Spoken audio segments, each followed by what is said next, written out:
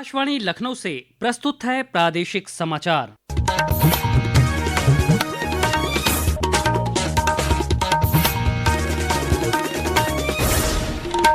मुख्य समाचार। प्रधानमंत्री नरेंद्र मोदी ने आकाशवाणी पर मन की बात कार्यक्रम में देश विदेश के लोगों के साथ साझा किए अपने विचार।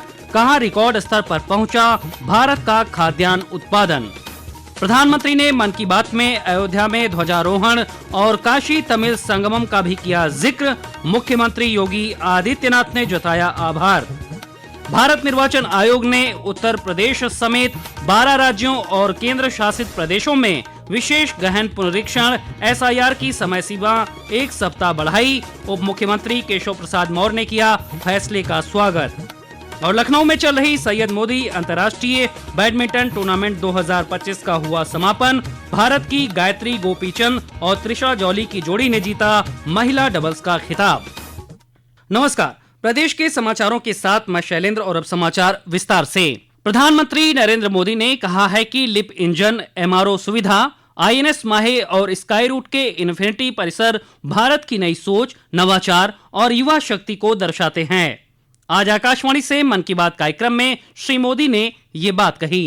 कुछ दिन पहले मैंने हैदराबाद में दुनिया की सबसे बड़ी लीप इंजन MRO फैसिलिटी का उद्घाटन किया है। एयरक्राफ्ट की मेंटेनेंस, रिपेयर एंड ओवरहॉल के सेक्टर में भारत ने ये बहुत बड़ा कदम उठाया है। पिछले हफ्ते मुंबई में एक कार्यक्रम के दौरान INS माहे को भारतीय नौसेना में शामिल किया गया। पिछले ही हफ्ते भारत के स्पेस इकोसिस्टम को स्काई रूट के इन्फिनिटी कैंपस ने नई उड़ान दी है। ये भारत की नई सोच, इनोवेशन और यूथ पावर का प्रतिबिंब बना है। प्रधानमंत्री ने कहा कि भारत का खाद्यान्न उत्पादन पिछले 10 साल में 10 करोड़ टन बढ़ गया है। कृषि क्षेत्र में भी देश ने बड़ी उपलब्धि हासिल की। भारत ने 357 मिलियन टन के खाद्यान्न उत्पादन के साथ एक ऐतिहासिक रिकॉर्ड बनाया है। 357 मिलियन टन। 10 साल पहले की तुलना में भारत का खाद्यान्न उत्पादन 100 मिलियन टन और बढ़ गया है। प्रधानमंत्री ने कहा कि नवंबर का महीना देश के लिए कई प्रेरणाएं लेकर आया है। उन्होंने कहा कि 26 नवंबर को संविधान दिवस पर संसद के केंद्रीय कक्ष में विशेष कार्यक्रम आयोजित किया गया। प्रधानमंत्री ने कहा कि इस महीने की 25 तारीख को अयोध्या के राम मंदिर में धर्म ध्वजा फहराई गई। 26 नवंबर को संविधान दिवस पर सेंट्रल हॉल में विशेष कार्यक्रम का आयोजन हुआ। वंदे मातरम के 150 वर्ष होने पर पूरे देश में होने वाले कार्यक्रमों की शानदार शुरुआत हुई। 25 नवंबर को अयोध्या में राम मंदिर पर धर्म ध्वजा का आरोहण हुआ। इसी दिन कुरुक्षेत्र के ज्योतिसर में पांचजन्य स्मारक का लोकार्पण हुआ। प्रधानमंत्री ने कहा कि राष्ट्रमंडल खेलों की मेजबानी मिलना भारत के लिए गौरव की बात है। उन्होंने कहा कि ये देश और देशवासियों की उपलब्धियां हैं। श्री मोदी ने कहा कि इस महीने महिला टीम के क्रिकेट विश्व कप जीतने के अलावा कई खिताब भारतीय खिलाड़ियों ने अपने नाम किए। प्रधानमंत्री ने लोगों से वोकल फॉर लोकल के मंत्र को अपनाने का आग्रह किया। चौथे काशी तमिल संगमम की चर्चा करते हुए प्रधानमंत्री ने कहा कि इस वर्ष के काशी तमिल संगमम का विषय बहुत ही रोचक है। तमिल सीखें, तमिल कराकलम। काशी तमिल संगमम उन सभी लोगों के लिए एक महत्वपूर्ण मंच बन गया है जिन्हें तमिल भाषा से लगाव है। काशी के लोगों से जब भी बात होती है तो वो हमेशा बताते हैं कि काशी तमिल संगमम का हिस्सा बनना उन्हें बहुत अच्छा लगता है। यहाँ उन्हें कुछ नया सीखने और नए नए लोगों से मिलने का अवसर मिलता है। इस बार भी काशीवासी पूरे जोश और उत्साह के साथ तमिलनाडु से आने वाले अपने भाई बहनों का स्वागत करने के लिए बहुत उत्सुक हैं। मेरा आप सभी से आग्रह है कि आप काशी तमिल संगमम का हिस्सा जरूर बने। प्रधानमंत्री ने भारतीय अंतरिक्ष अनुसंधान संगठन इसरो द्वारा आयोजित अनूठी ड्रोन प्रतियोगिता का भी उल्लेख किया। मुख्यमंत्री योगी आदित्यनाथ ने मन की बात कार्यक्रम में प्रधानमंत्री द्वारा अयोध्या में ध्वजारोहण, काशी तमिल संगमम और खाद्यान्न उत्पादन जैसे कई अन्य विषयों का उल्लेख करने को लेकर उनका आभार जताया है। उन्होंने एक सोशल मीडिया पोस्ट के माध्यम से कहा कि प्रधानमंत्री के दूरदर्शी नेतृत्व में खुशहाल किसान विकसित भारत का संकल्प साकार हो रहा है। मन की बात कार्यक्रम को लखनऊ, वाराणसी, अमरोहा समेत प्रदेश भर में श्रोताओं द्वारा सुना गया। भारत निर्वाचन आयोग ने उत्तर प्रदेश समेत 12 राज्यों और केंद्र शासित प्रदेशों में मतदाता सूचियों के विशेष गहन पुनरीक्षण एसआईआर की समय सीमा 1 सप्ताह बढ़ा दी है। संशोधित अधिसूचना के अनुसार अब 11 दिसंबर तक फॉर्म वितरित किए जा सकेंगे। पहले ये समय सीमा 4 दिसंबर थी। मतदाता सूची का मसौदा अब 16 दिसंबर को प्रकाशित किया जाएगा। इसी क्रम में प्रदेश भर में विशेष गहन पुनरीक्षण एसआईआर जारी है। प्रदेश के मुख्य निर्वाचन अधिकारी नवदीप रेणवा ने बताया कि अब तक राज्य में 70% गणना प्रपत्रों का डिजिटाइजेशन हो चुका है। उप मुख्यमंत्री ब्रजेश पाठक ने कानपुर नगर में प्रदेशवासियों से गणना प्रपत्रों को तत्काल भरकर जमा करने की अपील की।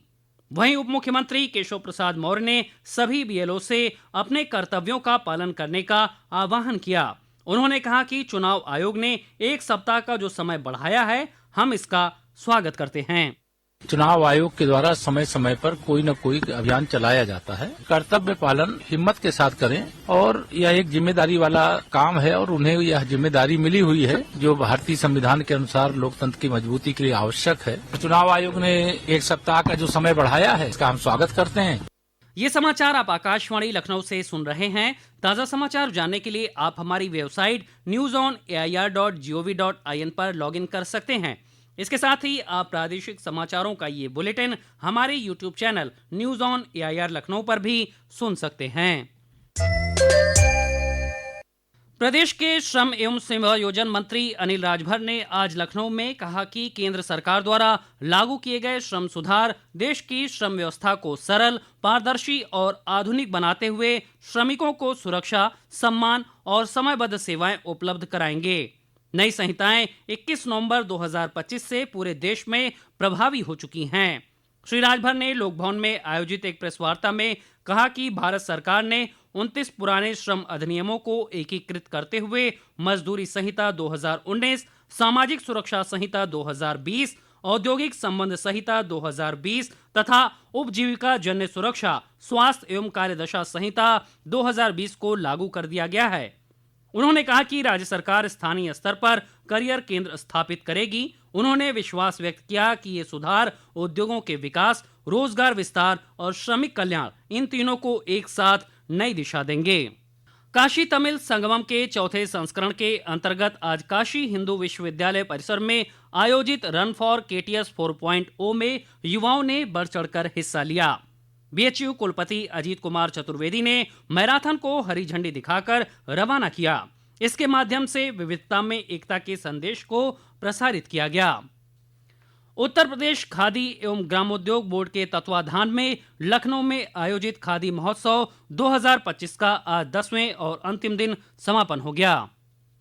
इस अवसर पर प्रमुख सचिव अनिल सागर ने कहा कि प्रदेश सरकार खादी ग्रामोद्योग और पारंपरिक हस्तशिल्प को बढ़ावा देने के लिए प्रतिबद्ध है।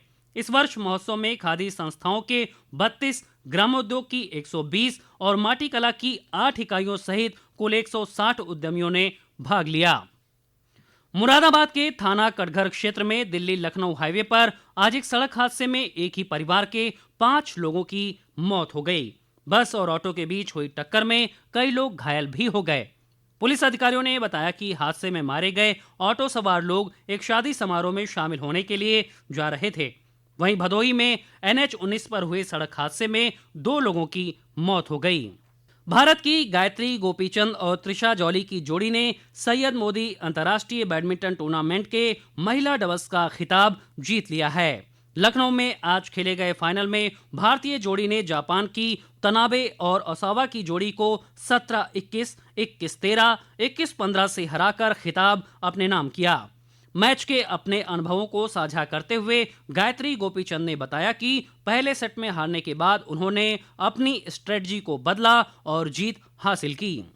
हम तो सोच के गए थे 1 घंटा तो मैच होने वाला है क्योंकि जापानीज पैर है, इजी तो होने नहीं वाला। और हाँ, आई मीन लाइक उसने बोला फर्स्ट सेट इतना अच्छा नहीं था but second set strategy change किया तो अटैकिंग था, रैली था, सब काम आ गया। उधर पुरुष एकल के फाइनल में भारत को निराशा हाथ लगी। इस मैच में भारत के किदाम्बी श्रीकांत हांगकांग के जैसन गुनावान के हाथों हार गए। और अंत में मुख्य समाचार एक बार फिर। प्रधानमंत्री नरेंद्र मोदी ने आकाशवाणी पर मन की बात कार्यक्रम में देश विदेश के लोगों के साथ साझा किए अपने विचार, कहा रिकॉर्ड स्तर पर पहुंचा भारत का खाद्यान्न उत्पादन। प्रधानमंत्री ने मन की बात में अयोध्या में ध्वजारोहण और काशी तमिल संगमम का भी किया जिक्र। मुख्यमंत्री योगी आदित्यनाथ ने जताया आभार। भारत निर्वाचन आयोग ने उत्तर प्रदेश समेत 12 राज्यों और केंद्र शासित प्रदेशों में विशेष गहन पुनरीक्षण SIR की समय सीमा 1 सप्ताह बढ़ाई। उप मुख्यमंत्री केशव प्रसाद मौर्य ने किया फैसले का स्वागत। और लखनऊ में चल रही सैयद मोदी अंतर्राष्ट्रीय बैडमिंटन टूर्नामेंट 2025 का हुआ समापन। भारत की गायत्री गोपीचंद्र और त्रिशा जॉली की जोड़ी ने जीता महिला डबल्स का खिताब। इसी के साथ प्रादेशिक समाचारों का ये बुलेटिन समाप्त हुआ। अगला बुलेटिन रात 8 बजे FM पर प्रसारित किया जाएगा। नमस्कार।